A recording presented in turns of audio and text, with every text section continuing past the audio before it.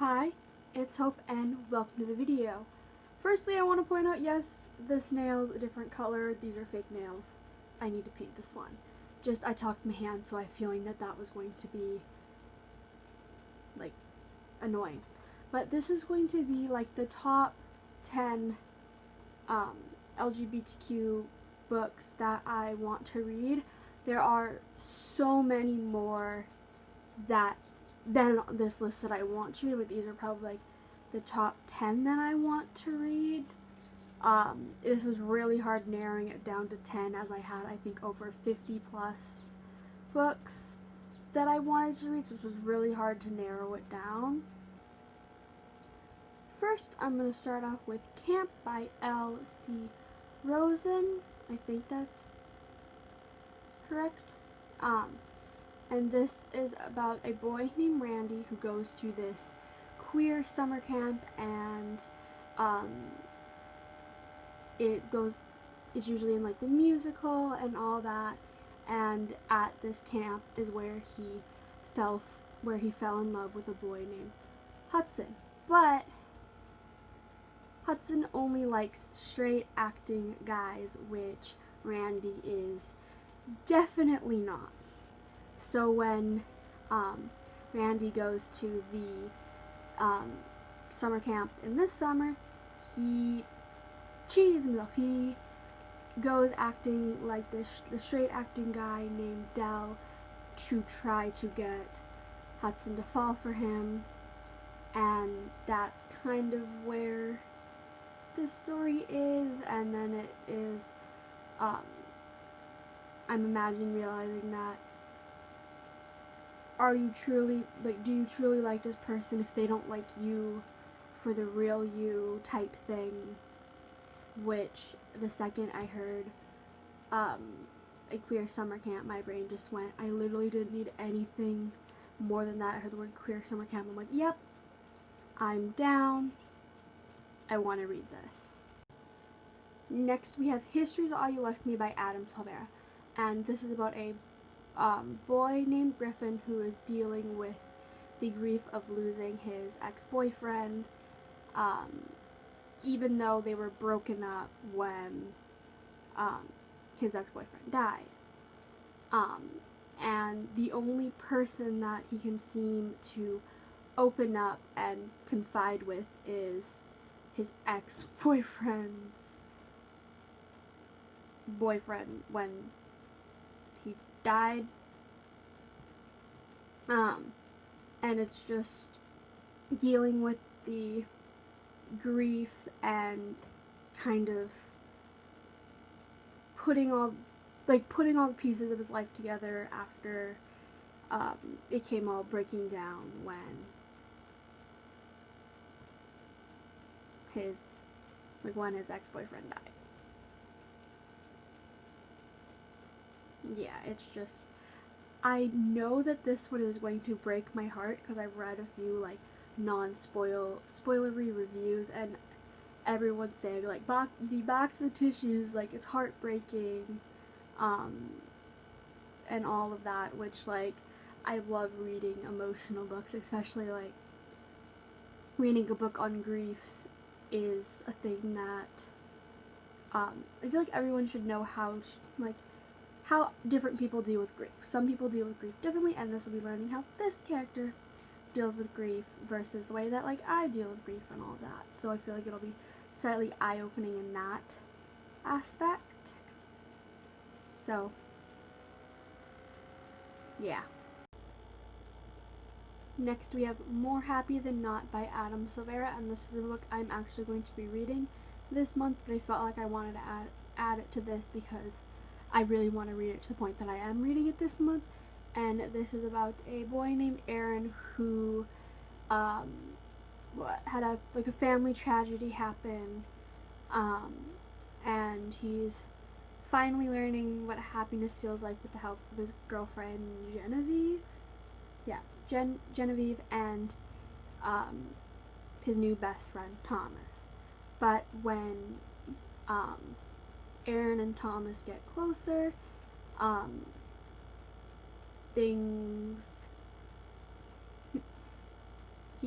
Aaron's scared that that closeness is going to shatter how content he is with his life right now, so he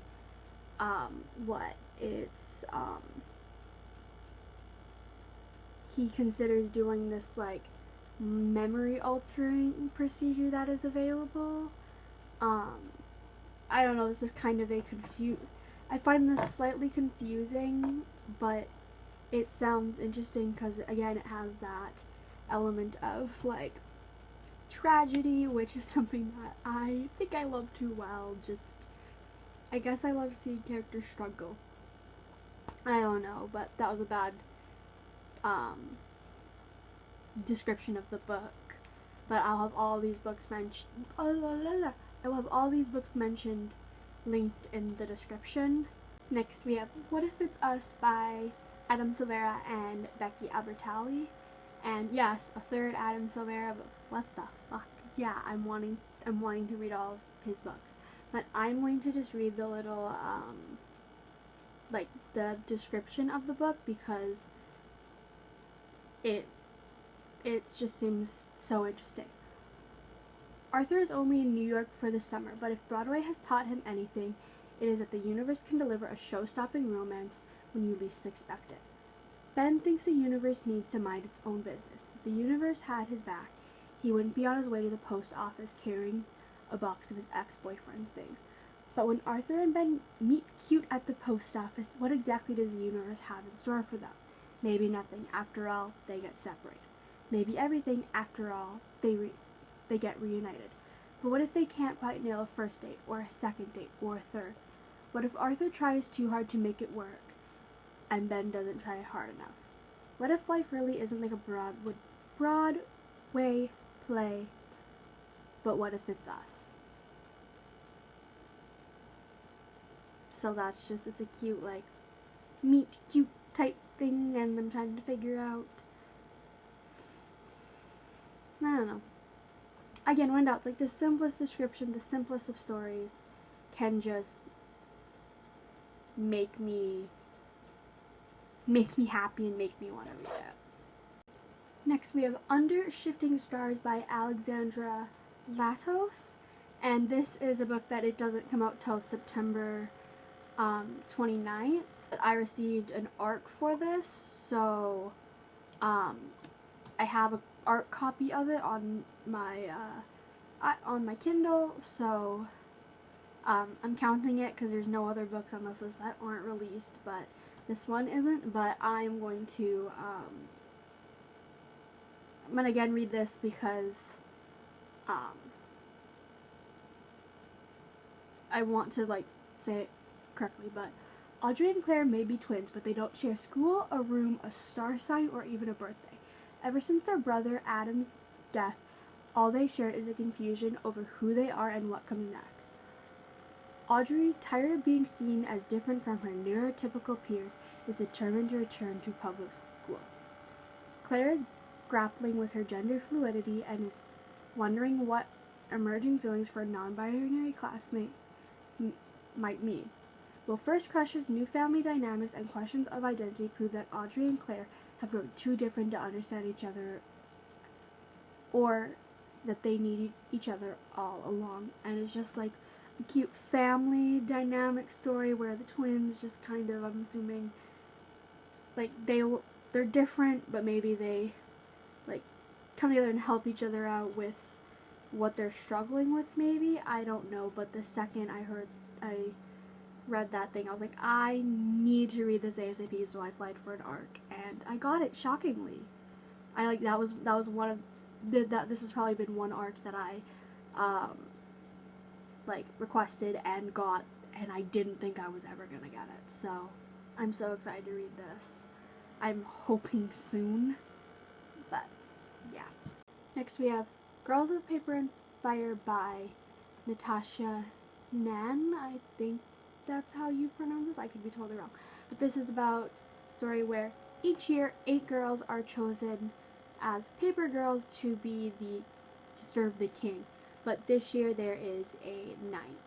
And the 9th girl picked is a girl named Lee, who is from this village where, from this village where it's like the lowest of the low type place. She gets picked as the 9th girl and gets taken to the castle to go through training to be the king's consort, and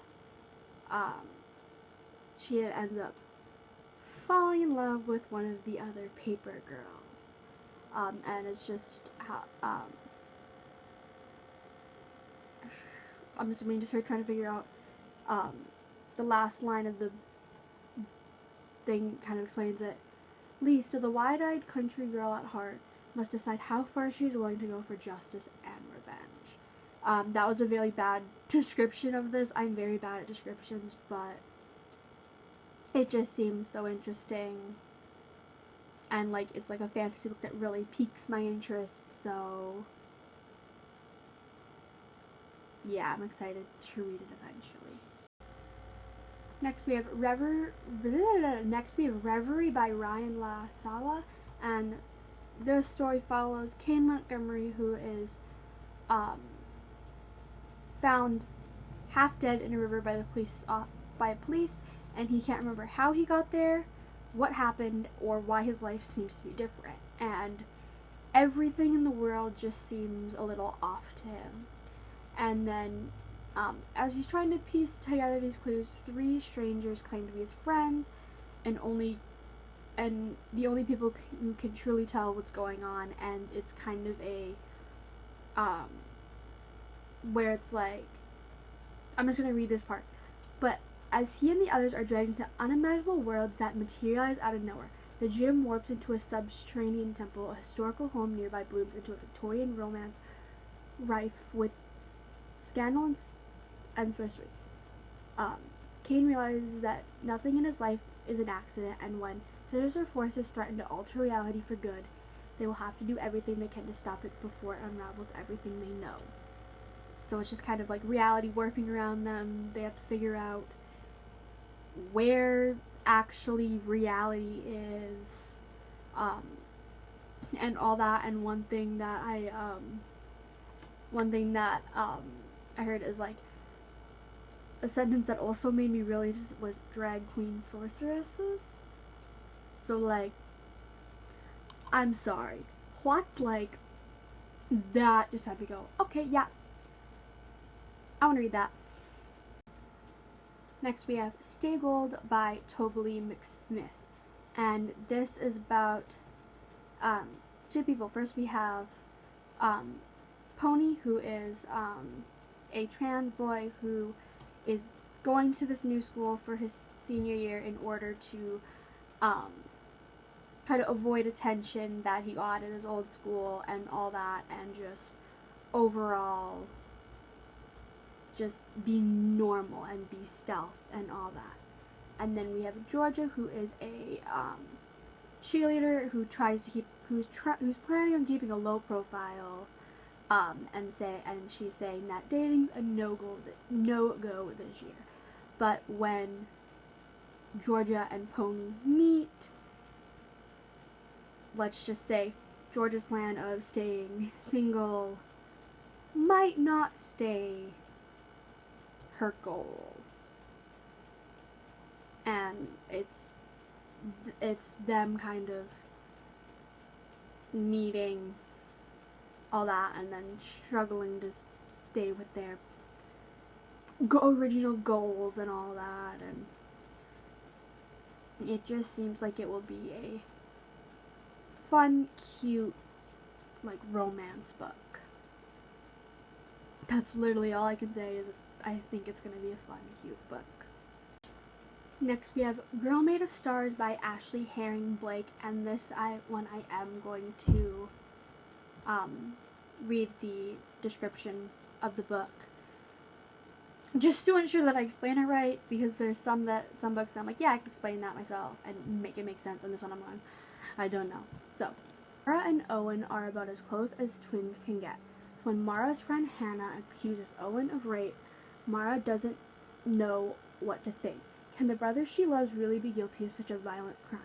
Torn between the family she loves and her own sense of right and wrong, Mara is feeling lost, and it doesn't help that things have been strained with her ex-girlfriend and best friend since childhood, Charlie. As Mara, Hannah, and Charlie navigate this new terrain, Mara must face a trauma from her own past and decide where Charlie fits in her future. With sensitivity and openness, this timely novel confronts the difficulty questions surrounding consent, victim blaming, and sexual assault. And this, I don't even remember where I first heard of this book.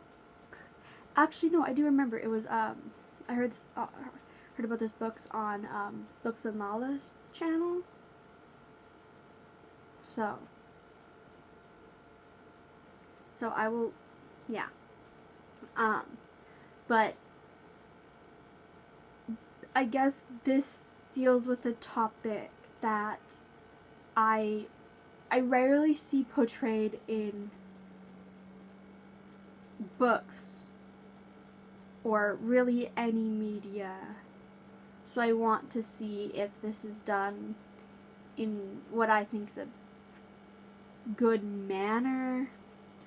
I guess that's really why I want to read it. But I'm not really sure, how I'm gonna like this, but it really intrigues me. And finally, we have Autobiography by Christina Lauren. And this, I'm going to read the thing again just to make it easier for me, I guess. So, 3 years ago, Tanner Scott's family relocated from California to Utah, a move that nudged the bisexual teen temporarily back into the closet. Now, with 1 semester of high school to go and no obstacles between him and out-of-state college freedom, Tanner plans to coast through his remaining classes and clear out of Utah. But when his best friend Autumn dares him to take Provo High's prestigious seminar, where honor roll students diligently toil to draft a book in a semester, Tanner can't resist against going against his better judgment and having a go. If only to prove to Autumn how silly the whole thing is. Writing a book in 4 months sounds simple. 4 months is an eternity. It turns out Tanner is only partially right. 4 months is a long time. After all, it takes only 1 second for him to notice Sebastian Brother, a Mormon prodigy who sold his own seminar novel the year before and who now mentors the class. And it takes less than a month for Tanner to fall completely in love with him. And I think the thing that really made me intrigued about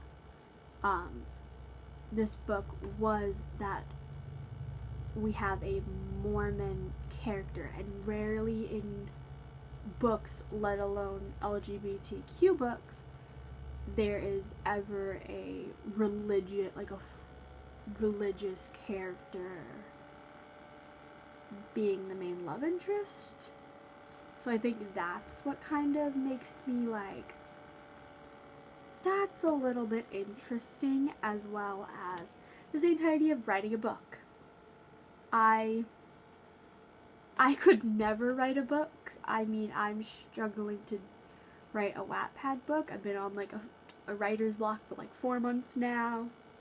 So I could not imagine having to write an entire book in 4 months when in the last 4 months I've had a writer's block and don't want to write anything. So, yeah. Those were the 10 books that I want to read the most. And there's so many other books than just these that it wouldn't surprise me if I end up reading some of the other books on my list before these, because I mood read if I want. Sometimes if I decide I don't want to read one of these books in a month, I won't read them. Like, that's just all that, but I just wanted to include 10